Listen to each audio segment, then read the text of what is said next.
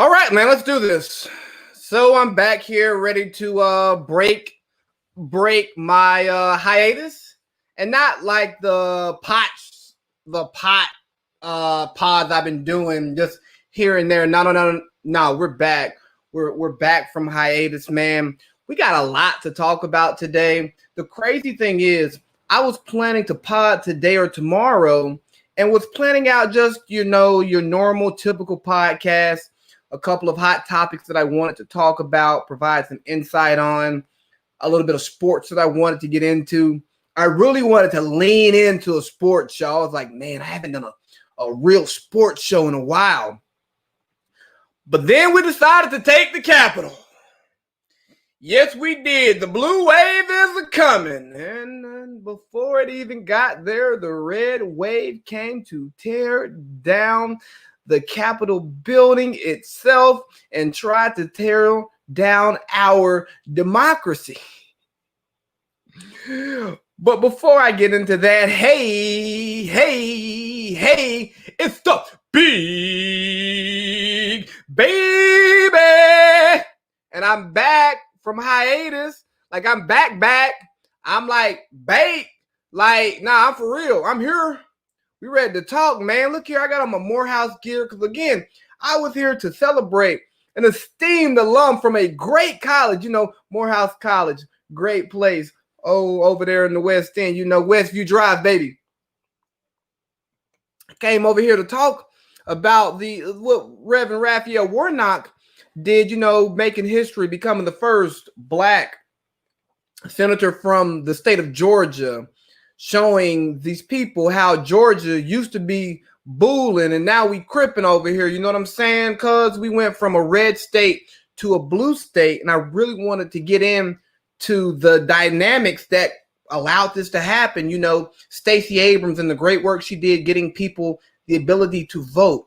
Stacey Abrams and others raising the awareness about all of the issues that were taking place in the voting process in Georgia. Things that were discouraging people from voting just by, making them wait in these long lines. That's what I wanted to talk about today. I wanted to celebrate. But then we took the Capitol. And because we took the Capitol, they're trying to take it back. But we're not going to make this a we versus them thing yet. We're just going to have a conversation. In the past year, 365 days, let's say, we've seen some of the most unprecedented behavior of our lifetime. Some of the most unprecedented behavior in American history. And the scary thing is, I can't think of a time that a nation was more divided than the last time this nation went to war with itself. During the summer, we saw countless demonstrations, protests in various cities around the country. Some peaceful, some weren't. But you had a group of people, many people who were upset with the treatment of one group of people, one type of people, and others that were affected by those actions. George Floyd brought a lot of us together to say, hey, man, it's a lot of stuff that's going on that's not right. We said we don't care about COVID. We don't care about quarantine. We don't care about social distance, because fighting for the lives of those who can't fight for themselves is more important than trying to fight for our own lives. And that was a beautiful thing. It really was. But then also there was another side of the country who saw these protests and they didn't like them. They said, oh, you want to defund the police. You don't want us to have police anymore. No, we just want to take the bad money and use it for some good, because some of the stuff you have, you don't need. There's other places where this money and attention can go and all of that. And then it kind of dies down, as everything does at some point. You have people going back to work and then getting sent back home, going back to work and getting back to their regular lives, because fighting for injustice is exhausting. Whether you're a freedom fighter, you're the opposition, or you're just an innocent bystander observing all of it, it can become exhausting. You got to have endurance to run this race. But then the counter came. The counter came to the fights for injustice. You had people approaching peaceful protests with tear gas and riot gear. You had people going to jail, being thrown on their faces, being hurt and harmed just because they were fighting for good. And you were using the same behavior and the same energy with these people that they were fighting against. Remember that energy, because I want to remind you of the energy that you were using. And I want to figure out why you're not using it now, but we'll get to that. And now we see on the whole other end of the spectrum, another group of people who have the opposite beliefs of those who were protesting, rioting, looting, making their voices heard, doing the same thing. But worse, dare I say? I don't think that's a hot take to say what happened today on Capitol Hill is worse than any of the other stuff that happened throughout the country. I mean, on the day that we find out the cops who shot Jacob Blake are acquitted, we can't even take that in because we got cops not protecting the Capitol building, and the people are running through it, acting crazy, and there are little to no consequences to those individuals. And without getting too deep into that, I want to know, man, where is our country gone? Where do we go from here?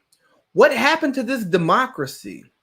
We have two different sides, not only fighting one another, they're fighting the institution that is supposed to govern. So who's right? Who's wrong? What's right? What's wrong? What's the answer? If I knew it, I'd give it to you for free, because it's an answer that's so important that it's not even worth selling, because it would save so many lives and help preserve this country, this democracy that we all so love for our various reasons. But we're taking Capital City. Yes, let's take the Capitol.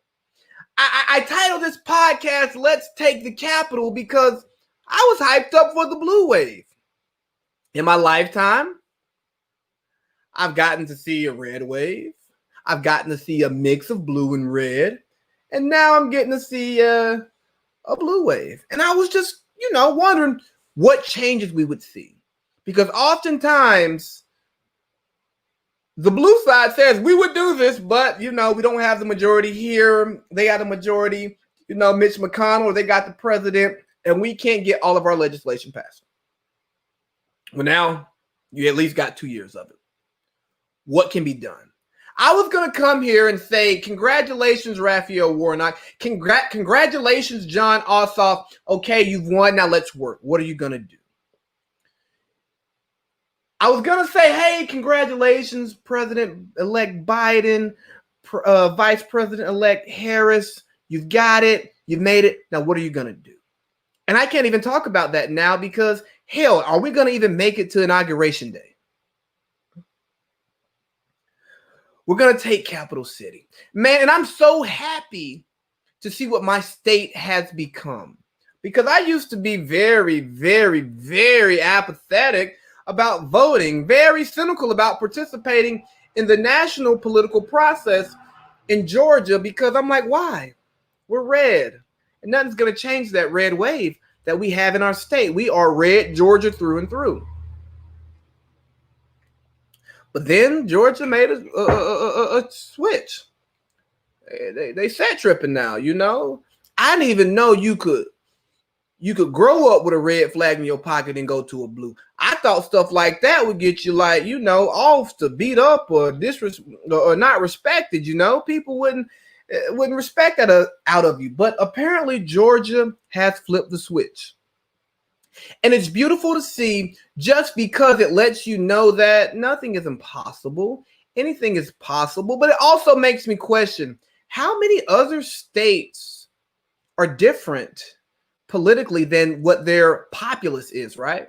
And I say that because there are a lot of people who don't participate in the political process. They don't feel incentivized to participate in the process because they feel as if it won't benefit them. And if you feel that way, that's on you. I support your freedom to think that way, but I will respectfully and disrespectfully agree with you. You know, no taxation without representation. You can't get mad at me for mistreating you if you don't tell me I'm mistreating you. You can't get upset if you don't feel like you're being represented if you're not participating in representation. But we can't talk about that now, man. We got to talk about the thugs who took Capital City. We have to talk about the rioters, the looters who are taking Capital City, Capitol Hill, and keep that same energy. So for one, I'm going to keep the same energy that I had. I agree with your right to express your disapproval with the government as you see fit. If you feel like your voice is not being heard, sometimes it takes extreme measures to make sure your voice is heard. Now, I always told you all that going in and breaking and stealing and we gonna run through it here. No, that was never me. I'm somebody, I may go to a protest here or there, but even at a protest, I'm not there to wave a flag or hold up a sign. I'm there to get a gauge of what's going on. I want to talk to the people because I feel I'm in a better situation to figure out what people need and do what I can to work behind the scenes to make that happen. I think that participating in local, state, and federal government is very important, but I also believe that if you want your problems to be fixed, you have to go about a means to fix them yourself that is more radical and more extreme than what is offered through our bureaucratic system. But where's that line? I draw the line at violence and tearing up people's stuff, because guess what? If you come tear up my stuff, I'm probably not going to work with you. Counter argument is, well, you weren't trying to work with me before then. You're right, but guess what? Now you done tore up my stuff, so I hate you. It's just like what I talk about with war. If you kill my dad, then say, listen to me, I'm going to grow up and I'm going to want to kill you. But I'm trying to figure out why the response to today's actions are so different. Why was lethal force not used on these individuals? Why were they not tear gas, water hose, something just to get them out of our Capitol building? They are desecrating one of the most important buildings in this country. This is where our legislative process takes place at. And we're going to allow people to run through and tear it apart. We're talking about domestic terrorists here. Now, if I'm a foreign adversary, I'm sitting here, legs kicked up, eating popcorn like dance puppets dance. And if I was wanting to make a move,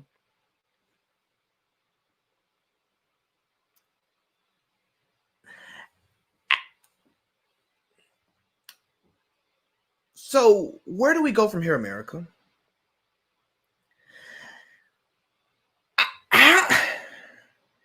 How do we separate the difference between the actions of the summer to the actions of today? And yes, I could just come on here and just rip these people to shreds. I could talk about how the key to democracy is trust in the system. The key to democracy is fair and free elections. And for many years, those elections have not been fair. They have not been free because people have not been allowed to vote for various reasons. Voter suppression is a thing. And now finally, we're making strides, right? Strides to eliminate voter suppression. And the people who didn't get their way are upset. Jesus Christ, what do you actually think in your day-to-day life is going to change? I say this to both sides. To those who say, oh my God, man, if we don't get Ossoff and Warnock in, whew, it's going to be tough. Maybe, but is it any different than the life that you're living? For those who go, if radical Democrat Raphael Warnock wins and Jon Ossoff socialist wins, our life is going to hell. Really? How so? Please tell me how your life is going to change in one election cycle.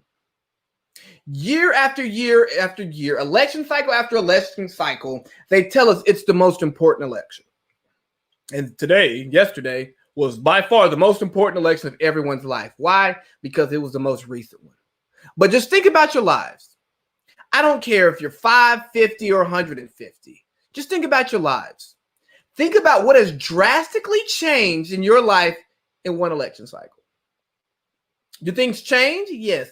Does society change? Yes. Do laws get enacted that make society change? Yes. Does society apply pressure to lawmakers to make decisions to impact society? Yes. Again, politicians, their job is to get reelected, not really to serve us. Their aim is to get reelected. So in order to get reelected, what do they try to do? Make the people who are going to vote for them happy. And now we have people who say, you know what? I didn't get my way, so I'm going to just evade democracy and turn to tyranny. I'm going to take up terrorism. Now, a lot of these people have had nothing good to say about terrorists for years.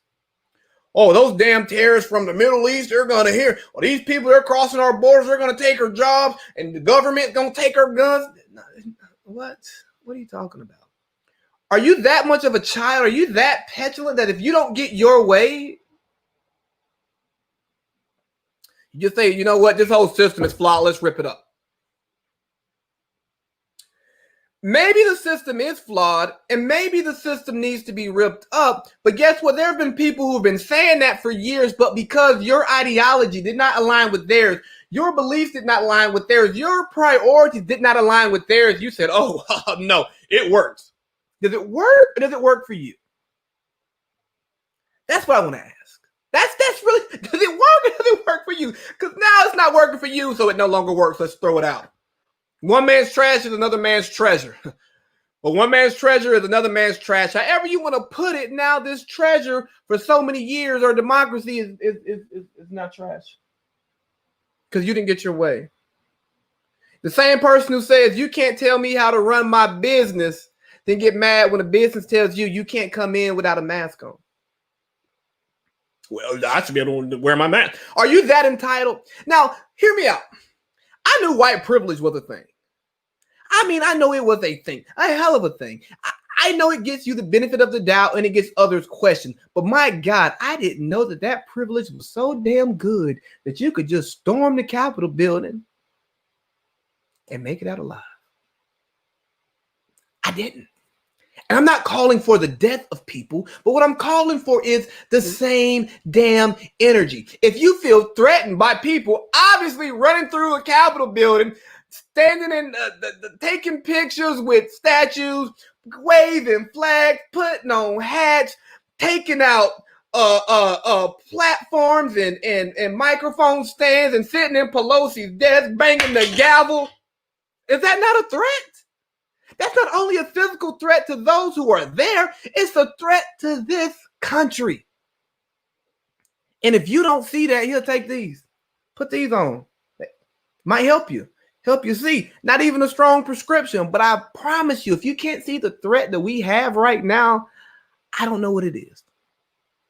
But I ask you to keep that same energy because, again, why are you so mad? We've all seen elections go ways that we didn't want it to go, and we say, damn it, we'll get them again next time. We got to get better. What happened to that? What is the reason that now, if an election doesn't go our way, it's throw it out. Bullshit. Not a real election. And I mean, and this happened 4 years ago. Let's not act like the Russia meddling thing was not a way to discredit the election. It was, I mean, it dominated the news cycle for 2 years through the impeachment and all of that stuff. And again, I'm not getting into if Russia if they meddled or not. I feel that we're a major world power. Countries are going to interfere in our election. I don't think any election is exactly what it is to us. I think there are issues. Why? You got people hand counting votes. People are easy manipulated, obviously, because guess what? You got people storming the Capitol. That's manipulation. Those are people who have been influenced by those to think that they don't matter, to say, hey, you do this and you're going to matter. Guess what? You still don't matter. Because the power, it shifts left to right, but it ain't shifting up and down. I don't think that's what, I don't think y'all are grasping this. You people who are so upset and so disappointed. And that goes to any and everybody who is ever disappointed with an election. Whether you win or lose, the power does not go up or down. It goes left or right. So if you don't go up, you don't get power either way. You just want to hope that the person that you voted for and support has your best interest at heart. But guess what? Most politicians are rich. Guess what? Most of us are not rich. So guess whose best interest they have at heart most of the time? The rich, because the rich keep them in your ears on your TV so you can see them and hear them and then go vote for them because you believe in them.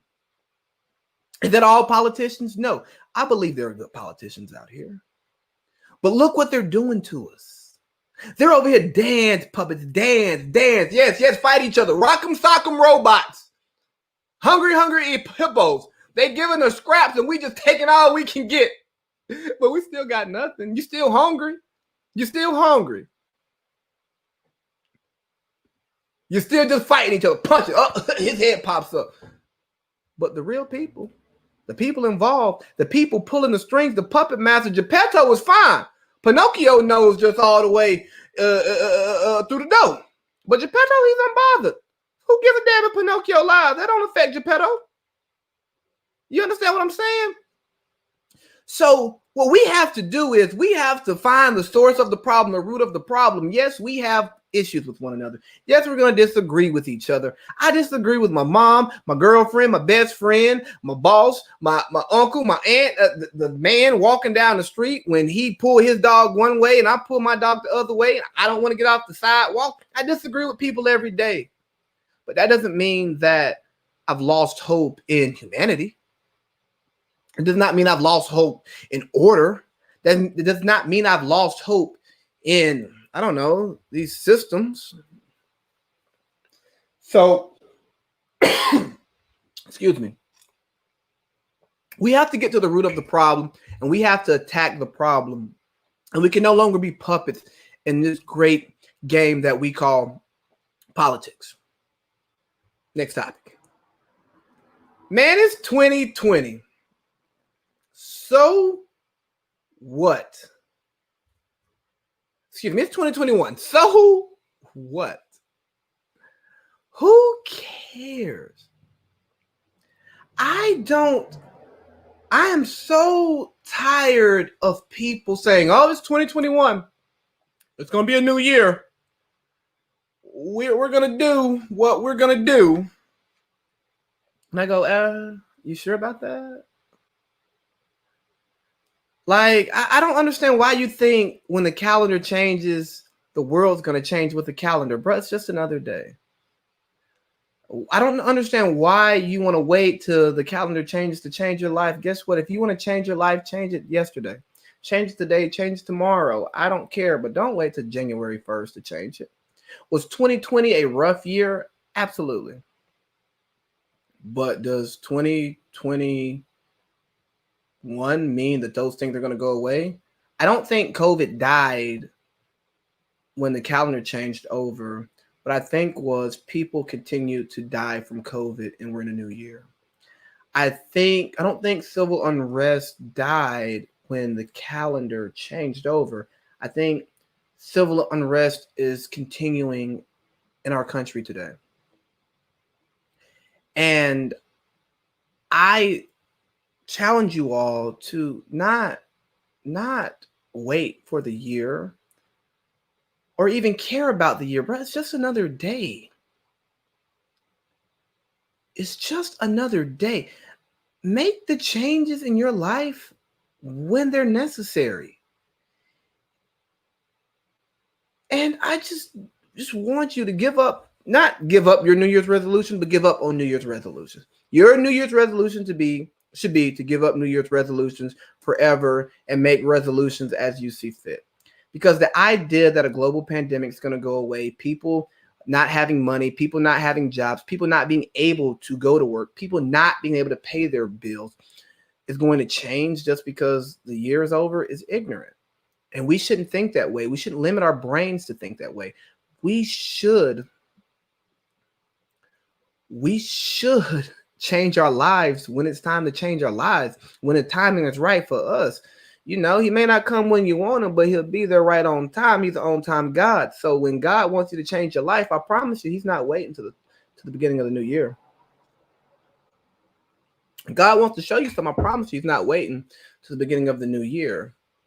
So neither should you.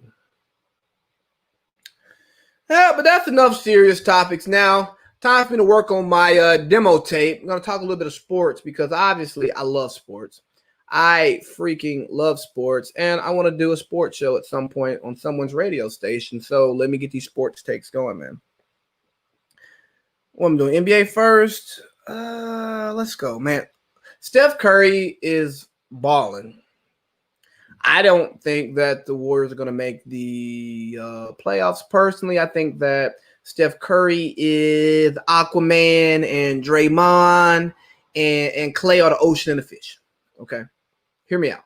Aquaman got his own movie. Aquaman is a big superhero, right? He is one of the ones in the Justice League or whatever, League of Legends, whatever y'all call that stuff, right? But he's not Superman. He's not Batman. It's like, wow, Aquaman can do some stuff that nobody can do.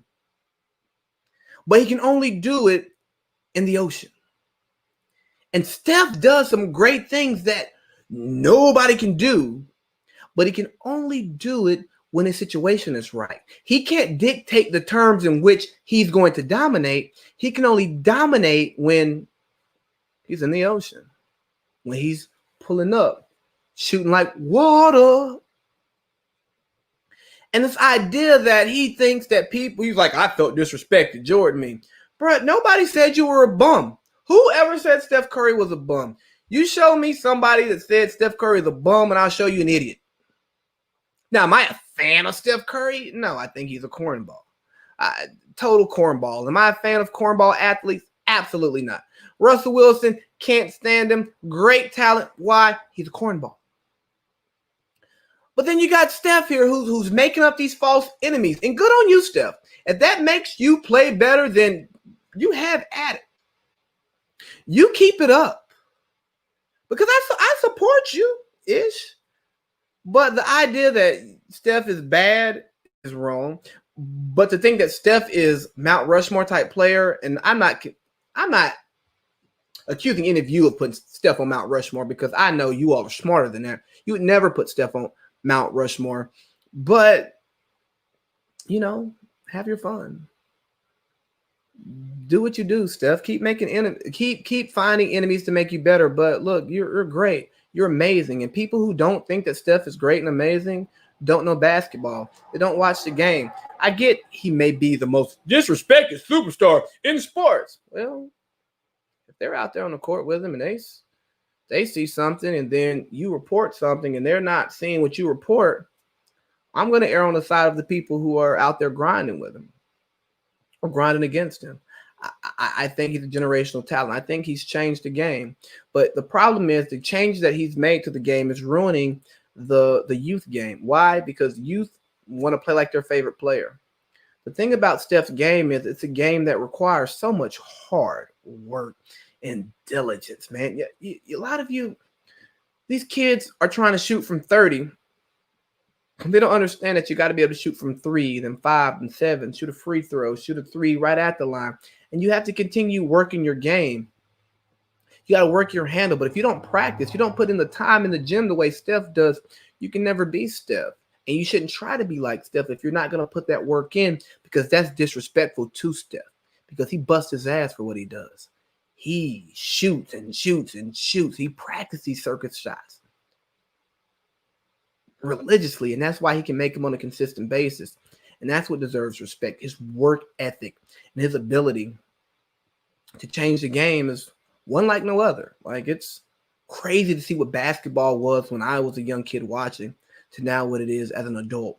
But everyone's not Steph. Even these NBA teams who try to shoot as many threes as the great Warriors did, bruh, you ain't got Steph and Clay.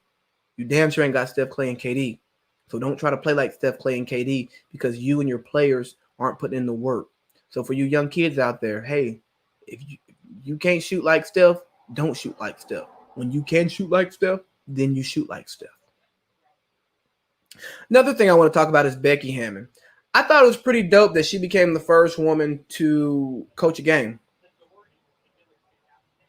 She replaced Greg Popovich when he got tossed and became the first woman to coach an NBA game. And I saw all this stuff talking about you can't hate on this, you can't talk about this, like no Becky Hammon slander will be tolerated here. Who the hell's going to slander Becky Hammon? We've known about her for years. She's on Pop's coaching staff. She's been a top assistant for a while. We've watched her go through the ranks. Why would we slander her? But bigger question is, why would you put that energy out there that we're not going to tolerate something that doesn't really exist? And the people who have something negative to say about Becky Hammon don't know anything about the game, and they're probably just saying that to get a response. Why would we feed into that? Maybe because on social media, it gives us the opportunity to I don't know, get clicks. Is that what you do it for? Or are you just doing it for clicks? Because I think that's disgusting. And it gets into that male feminism. There's nothing wrong with wanting equality for women, equality of opportunity, equal rights, all of that stuff. But to paint yourself as this person who think that women are superior to men because they're women is, bro, that's just inauthentic. That's trash. That's fake. And it does a disservice to the women who are actually fighting to be seen as equals, especially in fields where the opportunities are slim to none. So for people out there who want to celebrate the great women who do great things, celebrate that. Celebrate what they're doing. Celebrate what they've overcame. Celebrate who they are, what they're doing, where they're going. But the idea that you got to make sure that you shame people into not talking shit about them or not being critical of something is nuts. Just like the kicker chick from Vanderbilt. I think it's dope that she got the kick. If her leg was good enough to be a kicker for the Vanderbilt football team, I'm here for it. Let her kick. But then if she has a bad kick, I can't say anything about it because she's the first person to do something. Absolutely not. If Becky Hammon's coaching a game and she makes a bad coaching decision, guess what? You get to call her out. If she gets a head coaching job and she has a bad game, makes bad decisions, or becomes a bad coach, she deserves to get ripped and criticized like everybody else. And that goes for any minority who does something in a place that not many have done it. The key to equality is treating people the same, right? So just because you're the first, you're an anomaly, does not mean I should treat you any differently than I would the majority. So if you suck, I got to call you out. If you're not producing, I got to call you out. But if you are producing, I have to give you your credit just the same way. And that's all we're asking for. That's what we want, equality, man. True equality. All right, man. Last couple minutes, let me just hit a couple of NFL things. I think I'm going to do an NFL wrap-up show. I know I told y'all I was going to do an NBA season preview. Scheduling didn't work out, and I didn't feel like doing all the homework necessary to do a full NBA show, so I didn't do it. It's my podcast. Do what I want. I was wrong about Tom Brady. I said Brady was washed, and he threw for 4,000 yards and 40 touchdowns this year. PFF had him graded as the second best quarterback. I don't know if that's accurate because PFF have their own algorithms. But, hey, look, I was wrong about Brady. I've been wrong before. Won't be the last time. Whatever. Good on them. But, hey, I'm my advice to you is check the spreads on all the old quarterbacks this week. Bet against them. I'm betting against all the old quarterbacks. Every single one of them. Now, if they win, that's fine. I'm just taking the points. Taking the points against all the old quarterbacks. Problems in Philly, man. What's going on in Philadelphia is really interesting. For one, Philly, the loud city with passionate fans. And, I liken them. I liken the team in their current situation almost to what I saw in the Falcons, man. Let me tell you this. So I see Doug Peterson, similar to Dan Quinn, as an average coach who caught lightning in a bottle one season because of a great coordinator. Frank Reich for Philly, who's obviously doing great things at Indiana, and Kyle Shanahan at Atlanta, who's doing great things for the 49ers. And the difference is, 28-3 happened. Quinn doesn't win the Super Bowl. Dougie P ends up beating Bill Belichick and Tom Brady in the Super Bowl, and Nick Foles plays the best game that he could never, ever, ever in his crazy, wildest dream of. And he did it, and they won it. Respect to them. But they find themselves in a situation where they have a quarterback who they're supposed to be married to, but it's obvious that they don't cut the mustard. Matt Ryan is just old. He was great. He's done great things for us, but it's like, hey, he's on the downslide. He's on the downslide. Got to go. Carson Wentz, you see that disgusting performance that he put on the field this year. Not to mention there was already rumblings that he's a bad locker room guy, not a great leader. And it seems like every Sunday a new Carson Wentz story is leaking out about him wanting to leave. But this past week, Philly, quote unquote, threw a game that didn't really matter in the grand scheme of things for them in this year. Only thing that came from it is their draft position. I think is the difference between the 9th pick and the 6th pick, winning and losing. So long term, yeah, we want the best draft pick. Why would we not want the best draft pick when winning this game doesn't get us into the playoffs? But I think the way that it happened and the way that Doug Peterson has handled the quarterback situation throughout the year is one that's just, I don't know, puzzling. Carson was terrible, and then he was the guy until he wasn't the guy. But then he wouldn't come out and say that Jalen was the guy, and maybe that was for a strategic advantage. I don't know. But then he throws in his backup for the fourth quarter. And I read today that the captains knew that it was going to happen, but the team didn't. Jalen Hurts didn't appear to know. Miles Sanders didn't appear to know. And obviously they were benching players throughout the week, so we knew they weren't going to the game with a full deck. But once you get in the game, I think it's important to try to win, to try to do what's best for your team that particular day, because you have to go back to that locker room. You have to look that team in the face during the off season and going into next season, and you want them to believe in you as the leader of their franchise. And if you lose control of that franchise, then, I mean, you kind of become, I don't know, what every other team is who's looking for a coach. Terrible. And to think that every player on that team believes in their coach is crazy. I mean, Miles Sanders, really good running back. Really, really good running back. Doesn't get the ball. Doug Peterson, hire an offensive coordinator. I get that you miss Frank. I get that you love Frank. I get that you're an offensive guy and you know what you're doing. You're a head coach, man. You got to take care of the whole team. Hire an OC. Let him run the offense. Maybe you'll see some improvements. But if not, if I'm Jeffrey Lurie, I'm cleaning house. Roseman, got to go. Dougie P, got to go.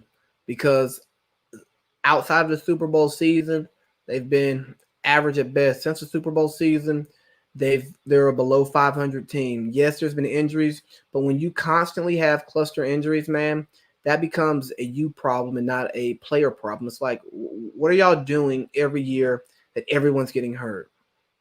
Why did you pass on Justin Jefferson? You know what I mean? I get it. Maybe you had a higher grade on Rager, but it's not working. Why did you draft a quarterback in the second round if Carson Wentz was your guy and you just gave him money? Excuse me, Jalen Hurts. Why did you draft Jalen Hurts if Wentz is your guy? Come on, man. What are we doing? That doesn't make sense to me. Now, what are you going to do moving forward? You're going to bring back Wentz to compete for his job again? I don't know, man. I just think it's crazy. They did a lot of talking. They wrote books. They tried to tell the Patriots the right way to win. All right. And they just show y'all the right way to look stupid. So last topic, man. What do the Falcons do, man? We are in a weird place right now. We cleaned house up top. And Arthur's already said that, Matt and Julio can be moved if the next coach wants to do that. We have a top 4 pick, a place that we rarely find ourselves because we are a average competent franchise that has some playoff years, and then we have a couple of down years. We're in that 7-9 to 9-7 range. Then we'll get hot one year, make the playoffs. Then maybe we'll have a bad year and we end up where we are this year at 4-12. So where do we go from here? In a perfect world, I say we absolutely clean house of damn near everybody who has that stench of 28-3 on them. Why? Because I think we have a culture problem. I think that, a lot of these players don't even believe in themselves when they have leads because of what we thought insurmountable lead, then the continued history of losing close games. I mean, I think the Falcons lost 7 games that were less than 7 one-score games this year. It's totally unacceptable. And some people say, oh, it's just bad luck. No, it's part of the Falcons culture. So everybody has to go. Now, we don't know what this quarterback situation looks like, but I like Trey Lance as a sleeper right now. We're going to see, we got Senior Bowl stuff. We got Combine. We got Senior Days. We got all these different individual workouts. And we got the full draft process to see. But if I had my way, I'd go full rebuild starting not the 2021 season, but the 2022 season. What I'm going to do is I'm going to draft Trey Lance with the 4th overall pick, unless somehow Justin Fields is available. I'm going to let Matt and Julio stick it out one more year, not because I want them there, but because it just makes better sense for us financially if we move on from them next year as opposed to this summer. And then we start the full rebuild because Matt will still get you a 1. Julio should still get you a 1. Matt should get you a 1 and some stuff, especially for a contender who's a quarterback away. Hey, Kyle, I know you don't like Jimmy. You pay the right price, you can get Matty Matt, and maybe we get rid of Matt a year early. But I think that's what the Falcons should do. Full rebuild, focus on the building in the trenches, offensive line, defensive line. I think that's obvious stuff. But more importantly, we got to make sure that we get a better scouting department in there, a better player personnel team in there, but also better player development so that we can continue so that we draft good players and then we develop those players so that we're not having to go to the free agent market or always going to draft new players. Because if we can get a rookie quarterback that can pop and then we put a solid team around him, because we have pieces. Again, 7 one-score games that we lost, and we also won 4 games. You look at that, 4 and 7's 11. Let's just say we win half of those. You're a 7 or 8 win team, which puts you at average. You add a couple of pieces, and then you have a contender. And we have the draft. We have the assets to get the draft capital to make it happen. But we have to get out of salary cap hill, and that starts with getting rid of Matt Ryan and Julio Jones for the right price. I love Julio. I love what he is for the city of Atlanta, what he's been, but he stays on the shelf and he doesn't score enough touchdowns. Really has emerged as a true number 1. And Matt Ryan, although the numbers are amazing, absolutely amazing, my problem with you is you take too many costly sacks. Way too many costly sacks, and you throw bad picks. So I think that's where the Falcons should go. But here's what I want you to take from this podcast. We have to look at what's affecting us and what our true issues are and work to attack those. Don't always be so caught up in what the federal government is doing. Look at your state and look at your local government. Look at yourself. Look at the local nonprofits. Look at everything that's around you and see how you can make your community better. And if everyone focuses on making their community better, we'll all end up in a better place.